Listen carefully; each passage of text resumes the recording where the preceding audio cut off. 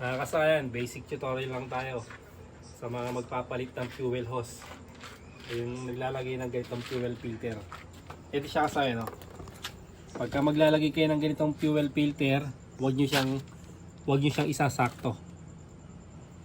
Kasi itong ganitong mga hose, yung mga hose na replacement o yung mumurahin lang, ito siya. Pagka tumagal, bumabanat yung kanyang humihila. Dapat bibigyan nyo siya ng distansya. Tulad dito kasi ganito yung gagawin nyo. Yan. Meron siyang distansya, Hindi siya sakto lang. Yan siya, Tapos dito ganun din. Tapos papasok nyo ng gusto yan. Pasok na pasok yung pinaka pinaka hose niya sa bawat mga bawat paglalagyan hanggang dito sa may Ayan siya kasi meron din siya ritong extrang tapos agad din siya ron. Kasi pagka ito sinakto nyo, wala kayong allowance na ganito mangyayari sa kanya. Bali ito, pagka yan, mababanat siya kasayan, tapos siya yung lalabas dito hanggang sa hindi nyo namamalayan, tumatapon na yung gas nyo.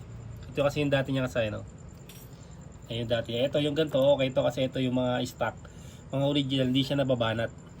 Kung ano yung dati niyang haba, yun pa rin yung pinakahaba niya. Kaya siyempre pag bibili tayo ng gantong stock, yung ganito kalaki kasi to yung bumili ko ng original na ganito kahaba 180, ito pa lang. Samantalang ito ay 25 lang ang isang metro.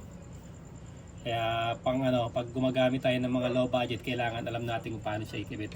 Katulad dito kasi ganito mangyayari dito dahil ito may allowance to. Ayan, may mga allowance siya Ayan, may allowance siya. Pero pagka tumigas yan, ganito na mangyayari sa kanya.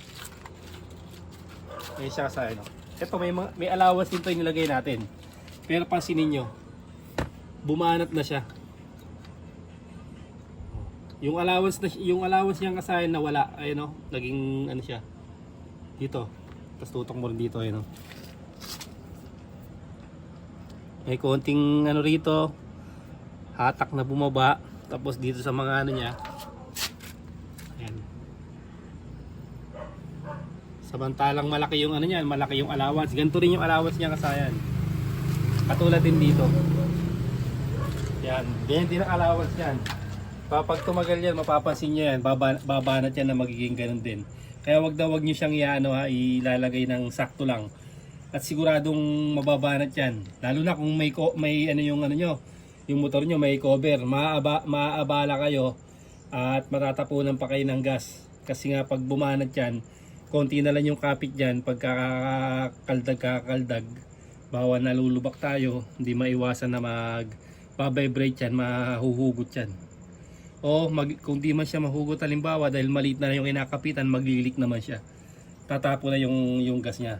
Yun lang yung maiksing video natin kasayan para sa mga baguhan sa paglalagay ng mga ng mga fuel hose o fuel filter na pang low budget. Hanggang dito lang mga kasayan. Salamat sa panonood.